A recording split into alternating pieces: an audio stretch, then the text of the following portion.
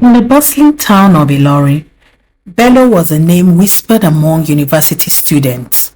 Handsome, charming, and seemingly wealthy, Bello had an aura that drew people in like moth to a flame. He drove a sleek car and dressed in the latest designer clothes, making him the envy of many young men and the object of desire for countless young women. Bello had a way with words. His voice, deep and smooth, could convince even the most skeptical person to see things his ways. Girls at the university spoke of him like he was a character from a romance novel. He was generous with his money, often showering gifts on those he fancied. But beneath the surface of his charm lay a dark secret. Tolu was a bright, ambitious girl from a modest home in Abeokuta. She had dreams of becoming a lawyer and lifting her family out of poverty. Like many, she had heard of Bello, but never thought she would cross paths with him. That changed one fateful evening when her friend Simi invited her to a party at Bello's house. The house was grand, with sparkling lights and music that seemed to pulse through the walls. Tolu felt out of place, but couldn't deny the allure of the environment. Bello noticed her immediately. He approached her with a warm smile and struck up a conversation. By the end of the evening, Tolu was captivated by him. Bello wasted no time. Over the next few weeks, he showered Tolu with gifts, a smartphone, designer bags, and even cash to support her studies. Tolu, initially hesitant, found herself drawn to his charm and generosity. He made her feel special, like he was the center of his world. She actually felt she was the center of his world. One evening, Bello invited Tolu to dinner at a high-end restaurant. The ambience was breathtaking, with soft music playing in the background and the aroma of freshly cooked delicacy filling the air. Tolu couldn't help but feel both nervous and excited. Over plates of jollof rice and grilled fish, Bello leaned in, his eyes fixed on her. Tolu, I see a lot of potential in you. You are smart, ambitious, and determined. I want to help you achieve your dreams, he said, his voice dripping with sincerity. Tolu's heart swelled with gratitude. She had never felt so seen or valued. Thank you, Bello. You've already done so much for me. I don't even know how to repay you. He reached for her hand across the table. You don't have to repay me. I believe in you. But there's one more thing I need you to do. It's a small job, but it pays well. Curiosity flickered in Tolu's eyes. What kind of job? She asked, trying to mask her apprehension. Bello's expression softened, and he leaned closer, lowering his voice to near whisper. It's simple. Just deliver some packages for me when you travel to Abeokuta. That's all. You will make good money, and it will help you focus on your studies without worrying about finances. Tolu hesitated, her instinct warning her to tread carefully. What's in the packages? She asked, her voice cautious. Bello chuckled lightly, as though the question amused him. Nothing illegal, I assure you. Just some documents and items for a business associate. Trust me, Tolu, I wouldn't put you in harm anyway. Despite his reassurances, Tolu felt a knot of unease in her stomach. But the thought of earning extra money to support her family and pay for school was tempting. Bello had been nothing but kind to her, and she didn't want to seem ungrateful. Reluctantly, she nodded. Okay, Bello, I'll do it. Bello's face lit up with a triumphant smile. You're making the right choice, Tolu. Trust me, this is just the beginning of a brighter future for you.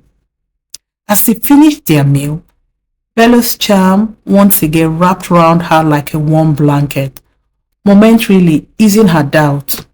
But deep down, a tiny voice whispered that she had just stepped onto a path she didn't fully understand. The morning of her first trip, Tolu woke up feeling a mix of excitement and anxiety. Bello had dropped off the package the night before. A small, neatly wrapped parcel sealed tightly with tape. Remember, he had said, his tone light but firm. Just hand this over to the person waiting at the bus station in Abeokuta. His name is Mr. Johnson. He'll be wearing a blue cap. That's all you need to do. Tolu stared at the package as she packed it into her bag. It felt heavier than it looked, not because of its weight, but because of the burden it represented. She shook off her nerves, reminding herself of Bello's reassurances and the money she stood to earn. The bus ride to Abeokuta was uneventful, but Tolu couldn't shake the feeling of being watched. Every glance from a fellow passenger felt suspicious. Every sound seemed amplified. She clutched her bag tightly, her palms damp with sweat. When the bus finally pulled into the station, Tolu scanned the crowd nervously. True to Bello's description, a man in a blue cap stood near the entrance, his eyes darting around as though he was waiting for someone. Summoning her courage, Tolu approached him. "Excuse me, are you Mr. Johnson?" she asked, her voice trembling very high. The man nodded, his expression unreadable. "Do you have something for me?" Tolu quickly handed him the package. He slipped it into a black bag and handed her an envelope. "Good job," he said curtly before walking away. Tolu opened the envelope, and as soon as she found a quiet corner, inside was a thick wad of cash. More money than she had ever seen in her life. Her initial fear gave way to a sense of accomplishment. Bello had been right.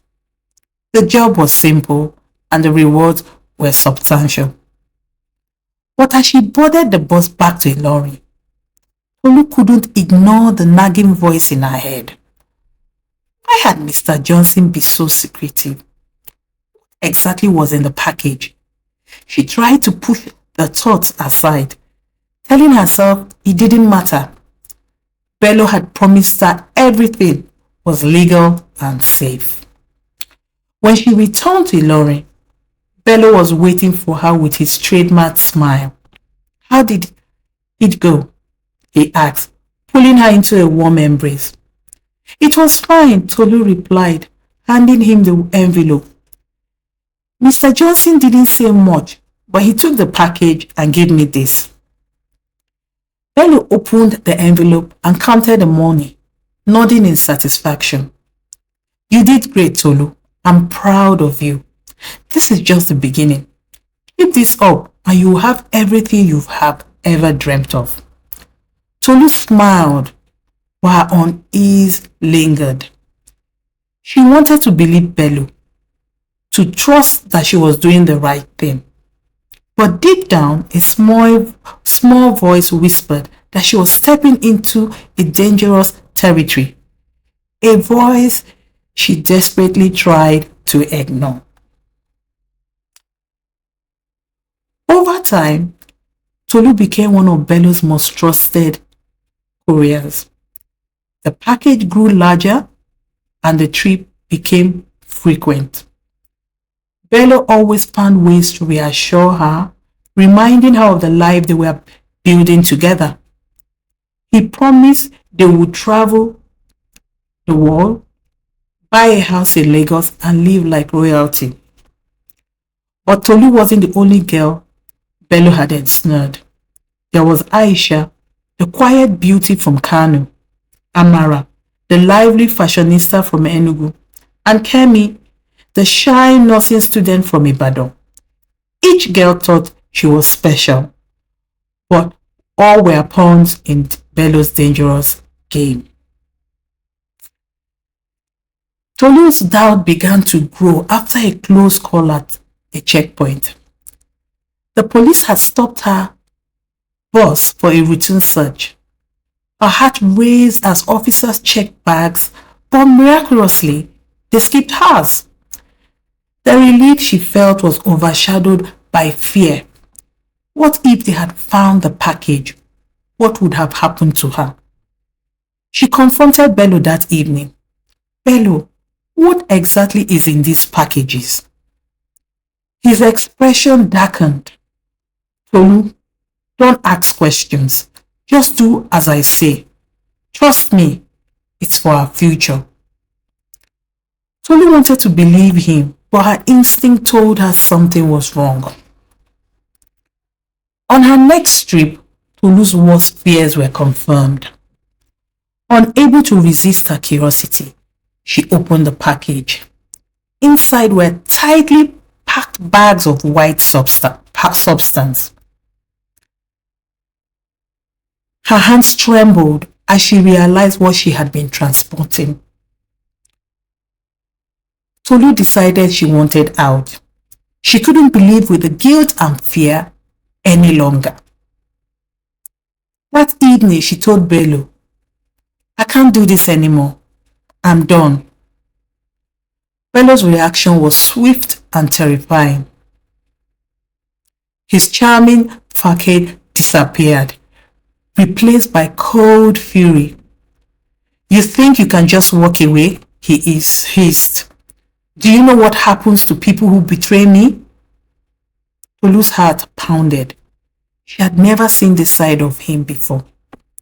Bello, please, I just want to focus on my studies. I won't tell anyone, I promise. But Bello was unmoved.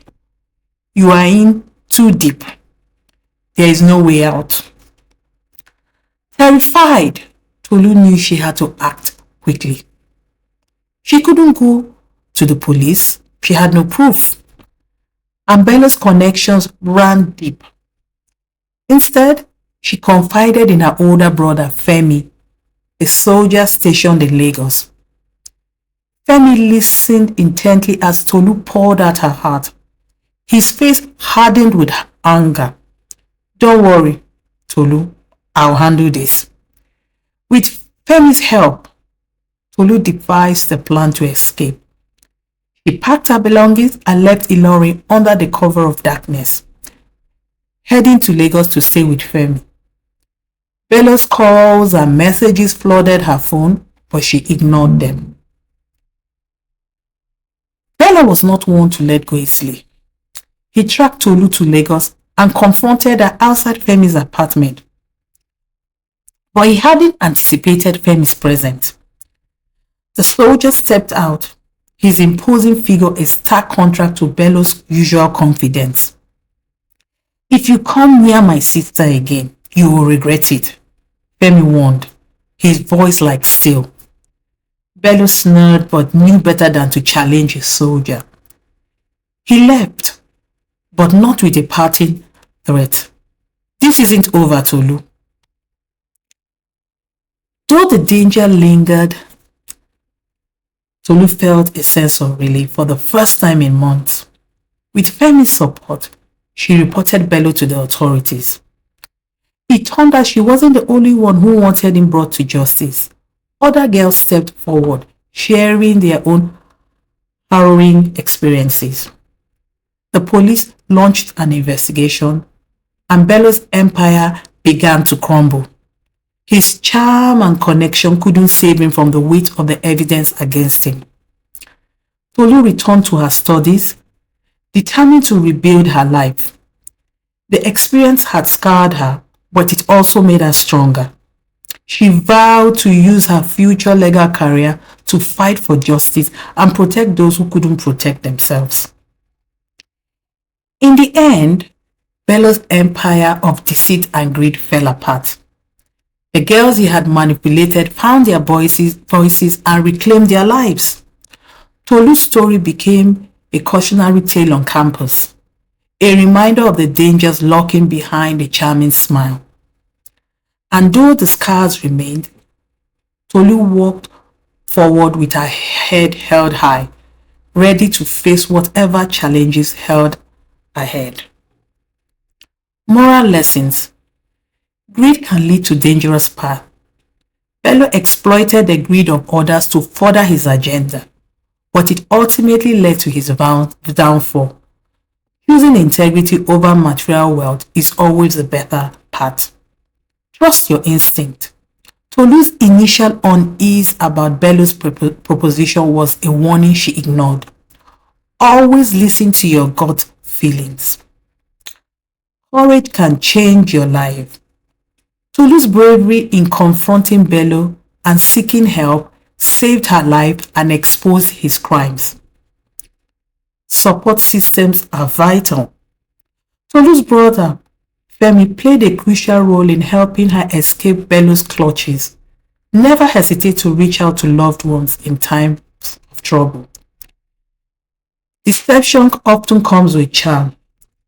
Bello's charm was his weapon, but it was also a facade. Be cautious of those who seem too good to be true. And finally, justice will prevail. Despite Bello's strength and power, his wrongdoings were exposed. Truth and justice have a way of coming to light. The end. I hope you've enjoyed this story. Please like and subscribe to the channel. Thank you.